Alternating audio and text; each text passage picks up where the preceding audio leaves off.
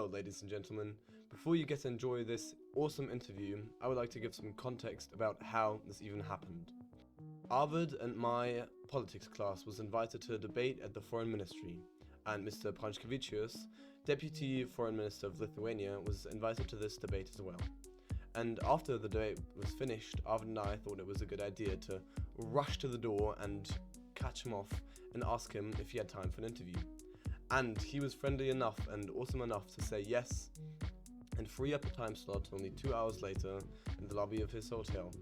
And so Arvid and I went there and had a funny, interesting and very enlightening interview about the European Union, German and Baltic relations. I hope you enjoyed the shots of Vilnius in the background. Welcome back to the format SCHRILLERFRAGT. Now, today we are Mr. Pranckevicius. We're not entirely sure how to pronounce your name, but we met him this morning at a very interesting event about the European Union and its relations and German-Baltic relations, as Mr. Pranckevicius is from Lithuania. My name is Felix, this is Arvid, and Mr. Pranckevicius, would you like to introduce yourself to our audience? Well, hello everyone, and it's a great pleasure to meet you. I come from Lithuania. I'm currently the Deputy Foreign Minister covering European affairs, but previously I was working for 15 years in the EU-parlament and European Commission. So wow. I'm a completely a Euro enthusiast, very much believing in European Union, and very happy to be in Germany, in Berlin, today discussing with the young people the future of Europe. Yes, absolutely. Thank you very much. Then I think Arvid is going to start us off with our first question. Which one do you want to do? Well, he's got it on his phone. Just a moment. So, because climate change is one of the biggest problems for our generation to this day, I wanted to ask you, what does the EU, under Lithuania's participation, plan on doing against it, or how to combat it in the future? Well, I think in the last year and a half, we've seen a big transformation in terms of European approach to climate change. The European Green Deal was launched in December 2019 by President von der Leyen, the former German defense minister. And back then, European Union looked pretty much alone with its ambition to become climate neutral economy by 2050. Now we are more than a year and a half later, and we have United States of America under President Biden, we have Japan, we have Korea, we have South Africa, and many other countries joining the same pledge. Even China, even though luckily the ambition is not as big, they plan to do so by 2060, but still the process is starting there as well.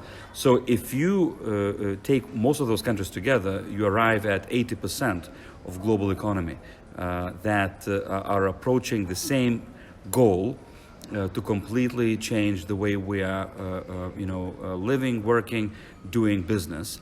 And in order for the Green Deal to succeed and for the climate, to be neutral by 2050, we need incredible investments in terms of research and innovation, in terms of renewable energy, offshore wind and hydrogen strategy, and many other areas where we can replace fossil fuels like oil, gas, and of course coal, as well as we need a completely new approach to our cities, urban planning, e-mobility, e-transportation for public transport. We need a new approach to agriculture with precision farming, with the use of the big data and satellites, having the future farmers sitting at the laptops rather than plowing their fields. We need, to save our biodiversity and our seas and lakes, and increase the number of protected areas in every country. So all of those things are being done as we speak, and the European Union is setting very high conditions and ambitions in every single sector for all member states to agree and to stick together. And I think if we will manage to make it legally binding for everyone, we will probably achieve this climate neutrality goal. Yes, thank you very much. Okay, then, as you're from Lithuania, you are seated right next to Belarus and also right next to Russia, who has been very passive-aggressive in the Baltic Sea recently. and that is why we are asking, how far is the EU willing to tolerate the violations of human rights in Belarus to avoid a conflict with Belarus's ally Russia? Well, I think here it's very important to understand that the human rights violations in Belarus in the recent year and a half especially have been of very big extent. The last elections, which were rigged, were last August, and afterwards there was a big crackdown with now still about 650 political prisoners in the country, and many students also from European Humanities University, which is working in exile in Vilnius. This is happening in Europe as we speak, which is really difficult to comprehend, that 40 kilometers from one of the EU capitals, from Vilnius, you have a dictatorship which puts people in prison for having their own opinion, for willing to have free elections, for willing to have free press, etc. So that's the reason why the European Union has been so also principled in imposing sanctions on Lukashenko regime, a person who has been in charge of that country for nearly 30 years.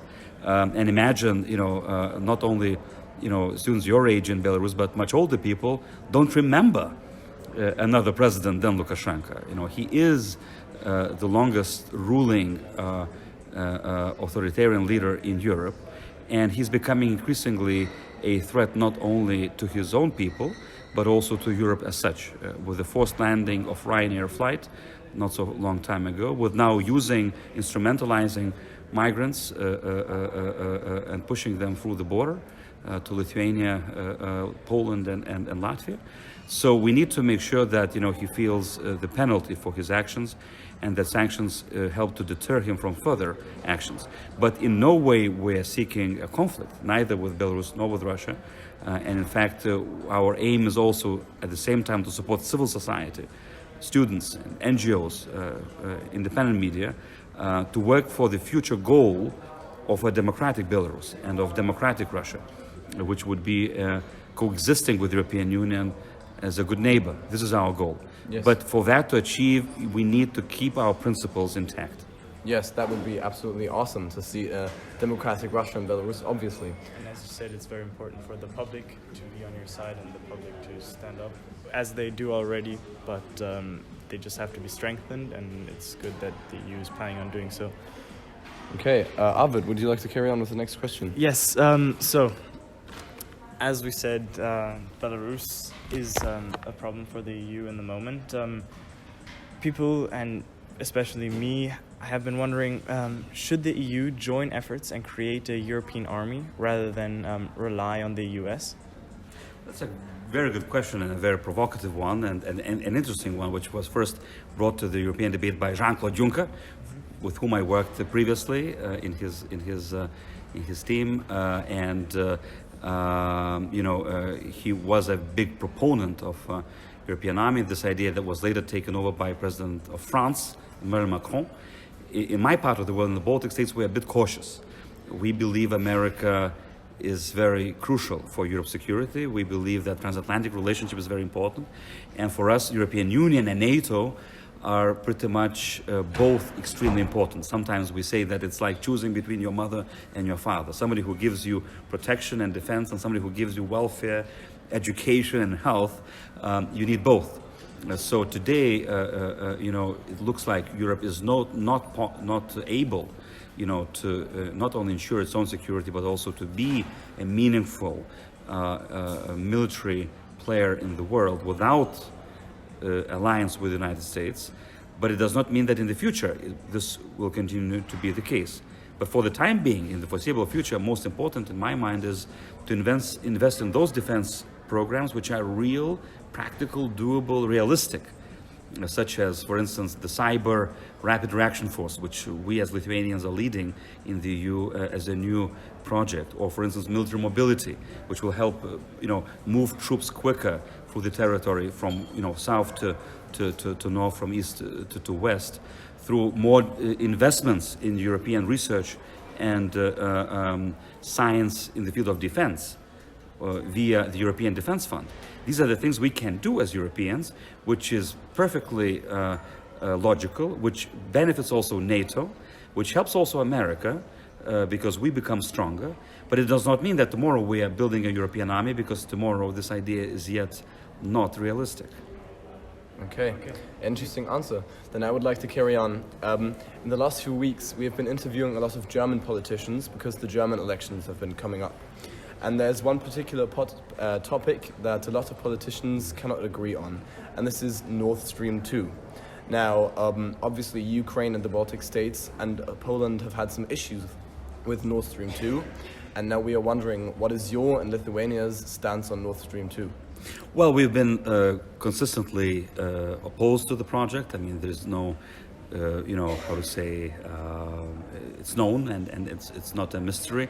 It does not mean that we don't see Germany as an extremely important partner, because Germany for us is number one economic partner, number two trading partner, extremely important security partner, because I don't know if all German students know that Germany has sent a battalion in NATO context to Lithuania, and they ensure the enhanced forward presence in Lithuania. This is the biggest German military commitment to an ally state, in decades. So we see how much Germany is contributing to the security of the Baltic states, to the also support of Ukraine, to deterrence of Russian aggression. But we sometimes agree to disagree. And one of the issues which we agree to disagree is Nord Stream 2. This project, which we have seen from the beginning, from Lithuanians' point of view, not compatible with the ambition of the European Union to build a European energy union, a European energy security strategy, to diversify our sources of energy supply. Because this project, what it does, it only increases our dependence on one source, namely Russia, rather than diversifies the supply from different sources. Plus, it invests in natural gas, which is a transitional energy, and according to the European Green Deal, should phase out eventually, and giving space to renewable sources of energy. So, for many reasons, the Baltic states are not enthusiastic about it. And we're quite aware that also here in Germany, probably the opinion is quite divided. Yes, it is, absolutely.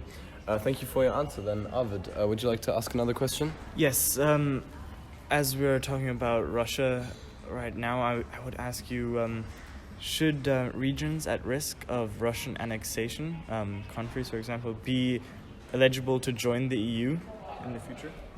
Well, we are a big proponent of enlargement of the European Union, because we have seen the transformational power of the enlargement also to our own region, the Baltic states. These are the three countries, Estonia, Latvia, Lithuania, that did the full journey from the Soviet Union into the European Union, from the totalitarian state, communist system, state-planned economy, to free market, democracy, and Western world. Today we are members not only of the EU and NATO, but members of the Schengen zone and Eurozone, having made a full transition. So we've seen how much this is important, for a country to change internally, to do the reforms well, and for countries like Ukraine, Georgia, Moldova, that have been experiencing pressure from Russia, that have, of course, seen Russia, instigate frozen conflicts from South Ossetia and Abkhazia in Georgia to Transnistria in Moldova, or indeed Crimea and Donbass in Ukraine. For them, European integration promise is the only real available tool to keep reforming and to keep changing and to keep willing to live in a civilized way. Because for Ukrainians and for Georgians and for Moldovans, European way is not just politics. It is actually a dream to live a decent life, to have human dignity, to be not afraid of your own future, to be able to have transparent political system and institutions that function and are not corrupt, to avoid the oligarchic structure and whatnot. So European integration means so much, and we should not forget it, that we have an incredibly powerful tool called enlargement. It is the most powerful foreign policy tool ever created by the European Union, and I think we should use it wisely. Okay, thank you. Then This morning we met on the basis of foreign affairs, and now we sit here again as you are the Lithuanian Deputy Foreign Affairs Minister. And so the biggest issue in the foreign affairs politics right now is Afghanistan.